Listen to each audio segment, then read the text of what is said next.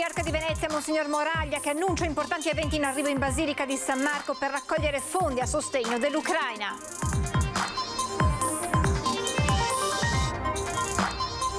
Una Pasqua e Pasquetta triste e difficile per il momento bellico in corso e a ridosso della pandemia, festa da trascorrere in famiglia o con gite fuori porta, così la gente intervistata a Mestre. Pronto soccorso di Mestre in affanno per la carenza di medici che si attesta intorno al 30% della prevista quota, a dirlo lo stesso primario, la dottoressa Mara Rosada. Avviata a Martellago la campagna di sensibilizzazione rivolta ai genitori sulla disabilità cognitiva nelle scuole, un progetto che vuole aiutare le famiglie ad affrontare il problema. Riparte dopo un anno l'iniziativa della CNA Bottega Attiva per valorizzare le attività artigianali e commerciali dell'area di Mestre tra la stazione e Piazza Ferretto. Lotta ai piccioni nel comune di San Donà, il numero dei volatili è drasticamente aumentato creando serie difficoltà alla comunità. Il comune pensa a come diminuirne la presenza. Al Palazzo del Cinema del Lido di Venezia l'Italia batte il Giappone ai campionati di Blackgammon e si laurea campione del mondo dopo una sfida durata un'intera settimana. Buonasera e buona Pasqua, ben ritrovati con l'edizione veneziana dei telegiornali di Antenna 3. In questa giornata pasquale di festa, in primo piano gli auguri di Pasqua con l'Ucraina nel cuore del Patriarca di Venezia, Monsignor Francesco Moraglia, che in questa occasione annuncia alcune importanti iniziative della Basilica di San Marco proprio per raccogliere fondi a sostegno delle famiglie ucraine. Monsignor Francesco Moraglia, qual è il suo primo pensiero in questa Pasqua veneziana? Beh, il primo pensiero non può che essere purtroppo quello della guerra, perché si stanno delineando scenari che in qualche modo saranno devastanti qualunque sia l'esito della guerra.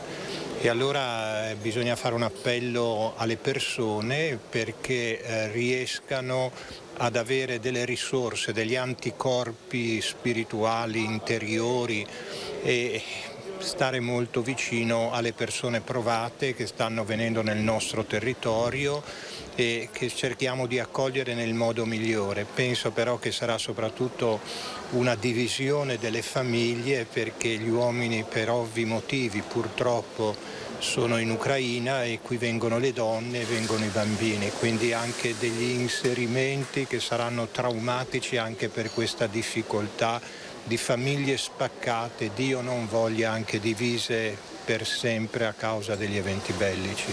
Come diceva, la diocesi è impegnata in prima linea. Ci siamo mossi subito, noi avevamo già un legame con il seminario di Leopoli, con l'arcivescovo di Leopoli, prima della guerra, per un aiuto, per una vicinanza. Adesso certamente i problemi, le questioni aumentano. Io credo che la Basilica di San Marco spenderà un po' il suo nome anche in qualche evento benefico proprio per riuscire a poter destinare anche somme importanti proprio in aiuto delle popolazioni ucraine. Qui in piazza San Marco rivediamo finalmente i turisti rispetto anche alla Pasqua scorsa. La città si sta riprendendo? Ma la città si sta riprendendo, direi anche da qualche mese la città si è ripresa, ha fatto presto a riprendersi per quello che riguarda il flusso dei turisti. Naturalmente rimangono sempre i problemi di Venezia, che sono quelli di una abitabilità, di una civicità, di una vita da città anche residente e purtroppo Venezia fatica e sempre di più si offre come uno scrigno prezioso, però questo crea, dico al turismo, come scrigno prezioso per il turismo, però questo comporta indubbiamente che la città in quanto tale, le famiglie e i bambini trovino difficoltà di permanenza, di abitare questo luogo. La prima, può essere proprio la cultura un veicolo per portare alla pace? Ma la cultura è un veicolo di portare la pace se è una cultura di pace, ed è questo per cui all'inizio dicevo proprio bisogna fare un appello al cuore, all'intelligenza degli uomini, perché la cultura può essere anche una cultura di guerra o di divisione, quindi è veramente importante che riusciamo a trovare una cultura che fondamentalmente si spenda sulla persona riconosciuta come valore, a partire dal quale si costruisce un bene che mai prescinde dalla persona, e nello stesso tempo bisogna anche che la persona sia capace di relazioni buone, quindi razionali prima di tutto, perché questa guerra è anche frutto di tanta irrazionalità, di tanta visione ideologica, e da una parte e dall'altra, pur rimanendo la distinzione tra aggressore e aggredito. E nello stesso tempo questa intelligenza e questa capacità di incontrare l'altro, che si chiama amore, ecco, credo che sia la cultura, l'unica cultura che può aiutare. Altre culture, se si dovessero affermare, spaventano. Lo scorso anno aveva dedicato la messa di Pasqua un po' ai medici e agli operatori sanitari. A quest'anno a chi pensa in particolare? Penso alla situazione dell'Ucraina, certamente, penso a chi sta piangendo e soprattutto non vede un futuro roseo, perché i tanti morti segnano, penso, ormai quasi ogni famiglia dell'Ucraina. Un augurio di Pasqua ai nostri telespettatori, poi buona Pasqua Patriarca. L'augurio di Pasqua è che sappiano gli uomini rientrare in se stessi, sappiano i credenti guardare con decisione e semplicità alla figura di Gesù. Tutto il resto poi può diventare una semplice conseguenza. Ed è una Pasqua sommessa proprio a causa della guerra in Ucraina, quella che stanno passando i veneziani. In tanti la trascorrono vicino ai propri cari. Nonostante tutto, per Pasquetta alla tradizionale gita fuori porta in pochi vogliono rinunciarvi, ed è tanta la voglia di passare un momento di spensieratezza e felicità insieme a amici e familiari. Una Pasqua difficile sicuramente rispetto a qualche anno fa, per quello che sta succedendo nel mondo.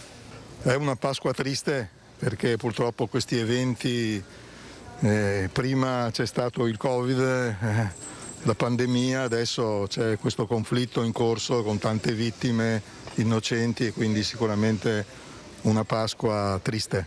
Se avrò occasione cercherò di stare magari con la mia famiglia, cercare di pensare un attimo al momento, alla festività, ma anche riflettere sul periodo che affligge un po' tutti, ovviamente. Pasquetta, niente gita fuori porte? No, mi basta solo stare magari con i miei nonni che ci sono ancora qui con noi, e magari con mio padre. Saremo nel Salente a Pasqua e speriamo che il tempo sia buono, come sempre. Ci si augura che tutte le cose positive vengano fuori, perché per adesso siamo ancora in questa tristezza. Una Pasqua passata con i cari, e la Pasquetta?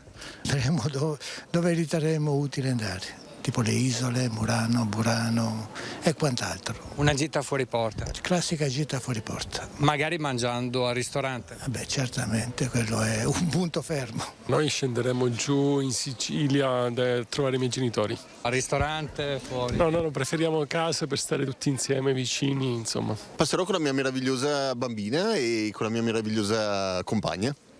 Quindi, in casa? In casa probabilmente, o sicuramente avrà organizzato qualcosa di meraviglioso lei, quindi rimarrò in fede rispetto a quello che proporrà lei. Pasquetta? Con gli amici. Facendo? La festa. Sì, va a pranzo con gli amici, in casa comunque. Sì. Ognuno porterà qualcosa? Beh sì, non ci si presenta mai ogni volta. Nel ritiro leggendo libri. Niente festa con gli amici? No, niente festa con gli amici. Quest'anno è una giornata proprio di ritiro per me. La Pasquetta insieme. Cosa farete? Andiamo da qualche parte a mangiare qualcosa. Al ristorante? Sì, penso di sì. Niente festa con gli amici? Forse sì, dipende dipende da come decideremo di passarla ancora ci stiamo organizzando, quindi in ritardo, però ci stiamo organizzando. Tutto in famiglia. Cosa farete? Saremo un po' insieme a mangiare, tutto in famiglia. Non ne ho la più pallida idea, no, non lo so. Penso con amici, ma non lo so, non ho ancora deciso niente. Sto organizzando con i miei amici, ovviamente. Cosa farete? Grigliatona, carne, alcol, divertimento, musica. O a casa mia come tutti gli anni o una cosa diversa, magari quest'anno, magari su al Montello, da qualche parte. Voltiamo pagina. Al pronto soccorso di Mestre, carenza di medici del 30%, a dirlo lo stesso primario. Pronto soccorso di Mestre in affanno per la carenza di medici che si attesta intorno al 30% della prevista quota ottimale. A dirlo lo stesso primario, la dottoressa Rosada. Noi avevamo un numero definito dalla Regione fino a non molto tempo fa di 22 medici più il direttore e attualmente siamo a 18 medici più il direttore. Tra le diverse ragioni di tale carenza a incidere maggiormente le dimissioni degli stessi medici per il sovraccarico di lavoro e il conseguente peso emotivo, fisico e mentale, noto in gergo con il nome inglese di sindrome da burnout. Ci sono stati abbandoni anche per motivi usuranti di lavoro, motivi proprio di difficoltà a reggere il burnout, la fatica che è richiesta nei pronti soccorsi e nel nostro, mi permetto di dire anche in particolare perché la Mole è importante anche come centro di riferimento per le centralizzazioni, per tutte le problematiche complesse dei politraumi che riceviamo dal territorio limitrofo e che accedono alla nostra area rossa di emergenza. Dei 545 ingressi quotidiani nel pronto soccorso della ULSS 3, circa la metà, ovvero ben 220 quelli registrati nel solo PS di Mestre. Lunedì, il giorno della settimana in cui si registra il maggior afflusso di gente, specie nella tarda mattinata verso le 12 e così al pomeriggio e alla sera. Pronto soccorso che ora si cerca di decongestionare anche per il paziente con le diverse ore di attesa, puntando su due fronti, con da una parte gli infermieri che si occuperanno di una prima presa in carico validata da un quadro diagnostico da fornire ai medici e dall'altra di arruolare medici in formazione specialistica accompagnati da un tutor. In un lavoro che, credetemi, è entusiasmante, importantissimo per l'utenza, entusiasmante per chi lo fa, però dobbiamo avere le possibilità, i numeri, le risorse per poterlo fare. Avviata a Martellago la campagna di sensibilizzazione rivolta ai genitori sulla disabilità cognitiva nelle scuole, un progetto che vuole aiutare le famiglie ad affrontare il problema. La pandemia ha creato e ha causato dei disordini mentali, dei disturbi mentali, quali la depressione piuttosto che l'autolesionismo, i disturbi d'ansia, i disturbi alimentari e sicuramente l'isolamento sociale, l'allontanamento dal contesto relazionale, culturale, la limitazione delle abitudini quotidiane ha fatto sì di un incremento di disturbi di carattere psichiatrico importante. Sia nei bambini che negli adolescenti, con ripercussioni evidenti soprattutto a 2 anni di distanza. Per questo il Rotary Club Venezia Castellana, in collaborazione col Comune di Martellago, ha dato il via alla campagna di sensibilizzazione sulla disabilità cognitiva nelle scuole. Cogli il segnale, un progetto rivolto a genitori e familiari per agevolarli nell'accesso a servizi in ambito ad esempio psicologico, di logopedia o neuropsicomotricità. Il nostro progetto parte da un dato di fatto che è dato dalla continua crescita dei disturbi e dei disagi dei ragazzi, dei bambini, ragazzi e adolescenti, del sempre più difficoltà economica delle famiglie dovuta anche al fenomeno della pandemia e dalla necessità di implementare i servizi che ci sono con ulteriori servizi di qualità nel nostro territorio. È importante stare vicino alle famiglie, soprattutto in questo momento di difficoltà, in un momento in cui appunto veniamo da 2 anni di pandemia, adesso una guerra, quindi sicuramente le famiglie hanno bisogno di sentire vicino il proprio comune. Riparte dopo un anno l'iniziativa della CNA e del Comune di Venezia, Bottega Attiva, per valorizzare le attività artigianali e commerciali dell'area di Mestre tra la stazione e Piazza Ferretto. Riparte a Mestre il progetto di rigenerazione urbana e l'iniziativa Bottega Attiva. L'idea di mettere in rete commercianti, artigiani e residenti del quartiere per conoscersi, sostenersi a vicenda e promuoversi con i cittadini al fine di migliorare le strade e il commercio dalla stazione a Piazza Ferretto. Si punta in questo modo alla riqualificazione urbana, rendendo le vie e le piazze più belle e sicure, come nel caso di Via Piave, che da vari anni sta soffrendo. Al progetto hanno aderito una quarantina di negozi e attività che operano nel quartiere Piave. Il sito sarà collegato con quello del distretto del commercio, che da tempo è attivo per dare visibilità alla presenza e all'attività dei negozi di vicinato. Cosa cambierà? Cambierà che intanto queste botteghe, questo quartiere avrà una presenza molto più forte online e dunque ci sarà un processo di digitalizzazione, di accompagnamento di queste imprese verso il web. E poi le azioni progettuali vanno a rafforzare l'immagine visiva nel suo complesso, foto, interviste testuali, video. Insomma, andiamo a rafforzare tutta quella che è l'immagine e lo storytelling di un'area che ha bisogno di una narrazione assolutamente positiva. Generazione urbana attraverso la valorizzazione delle nostre attività artigianali. Come? Con un progetto legato al sapersi raccontare sul web, sul valore della digital transformation, raccontando il saper fare, la storia del proprio ingegno, l'arte portata dai propri padri a disposizione di tutte le persone che verranno a visitare la nostra città. La presenza di esercizi pubblici è fondamentale per combattere il degrado. Bottega Attiva ha l'obiettivo non solo di preservare le presenze di questi negozi, ma anche di favorire nuove aperture. Le aree che devono essere riqualificate sono essenzialmente le aree dove oggi abbiamo vetrine spente. Quindi l'iniziativa del CNA, anche quella di mettersi insieme ai proprietari di immobili, alle agenzie che commercializzano questi immobili, è una iniziativa molto importante, perché dove si spegne una vetrina si spegne la vita nel centro della città e noi dobbiamo farle riaccendere queste vetrine. È un processo per il quale servirà del tempo, ma che è già stato avviato. Lotta ai piccioni nel comune di San Donà. Il numero dei volatili è aumentato e ora l'amministrazione sta valutando come diminuirne la presenza.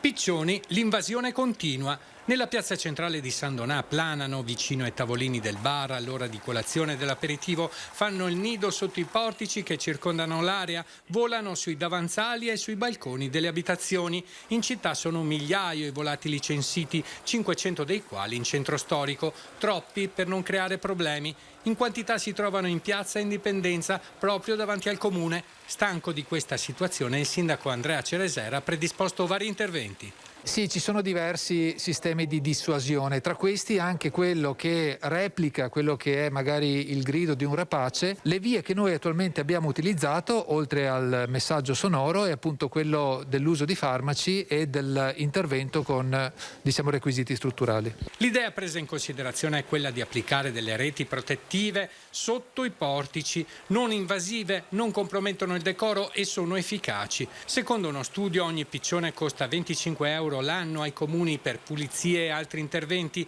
Ogni volatile poi produce 15 kg di guano all'anno. Il limite dei 300 piccioni qui a San Donà è stato superato. C'è un numero che riusciamo a gestire anche in termini di pulizia e quant'altro, e un altro che invece deve essere assolutamente diminuito. Il guano presente in molti punti della piazza, oltre ad essere un problema di decoro, può rappresentare un pericolo da non sottovalutare. Il danno più grosso è sicuramente il decoro.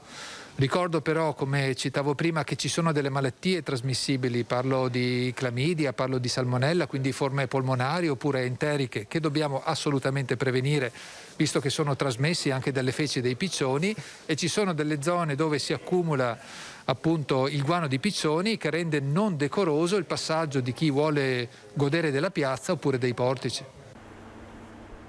A Venezia, al Palazzo del Cinema del Lido, per una settimana si stanno disputando i campionati mondiali di backgammon sia a squadre che individuale. Grande successo della manifestazione con la presenza dei migliori giocatori al mondo proprio di backgammon, 18 squadre e 250 giocatori. Al Palazzo del Cinema del Lido di Venezia è l'Italia a laurearsi campione del mondo nella finalissima contro il Giappone dei campionati mondiali di backgammon 2022. I migliori specialisti si sono dati appuntamento in laguna per una settimana di grandi incontri che di fatto aprono la nuova stagione 2022 per Venezia, quella della ripartenza, e gli azzurri conquistano subito il titolo mondiale. La manifestazione è strutturata in vari tornei. Il torneo più importante ha avuto luogo da lunedì a mercoledì ed è stato il campionato del mondo a squadre di backgammon. Le squadre partecipanti sono state 18 e l'Italia ha vinto la finale contro la squadra del Giappone, che è la più forte del mondo, considerata da tutti, diciamo, la squadra di fuori classe, e quindi l'Italia è campione del mondo di backgammon del 2022. Circa 250 i giocatori cui Vera, la società del comune, ha tributato una grande accoglienza. L'idea è quella di allargare ancora di più questa manifestazione. Si pensa per esempio a un festival dei giochi l'anno prossimo. L'idea è quella di diciamo, avere una manifestazione che possa essere replicata ogni anno, come una volta era il torneo internazionale Città di Venezia che si giocava nel Palazzo del Casino qui al Lido. Con l'amministrazione, in special modo con il gruppo dirigente di Vela, stiamo predisponendo un progetto per poter avere una sorta di diciamo, festival dei giochi che possa includere magari anche gli scacchi, la dama, il bridge, il burraco. Siamo in chiusura, io vi ringrazio per averci seguito e rinnovo a tutti quanti gli auguri di una buona Pasqua, vi lascio le previsioni meteo. Grazie per averci seguito, arrivederci.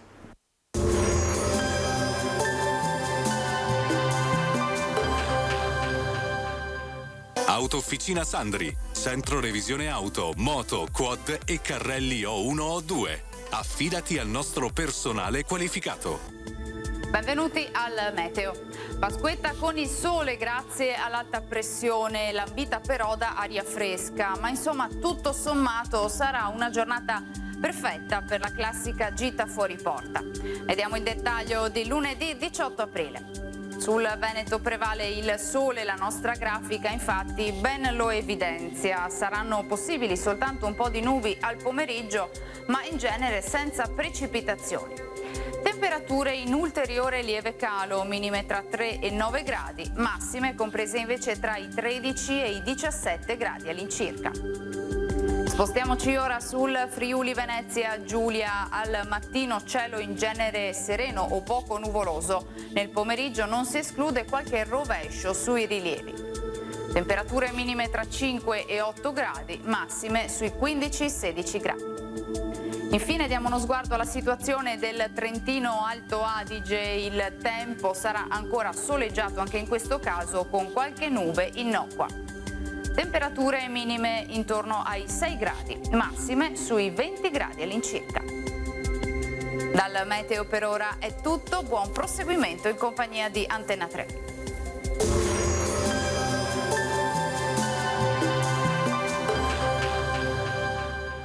Autofficina Sandri è anche centro gomme altamente specializzato e officina meccanica. Ti aspettiamo a Marghera.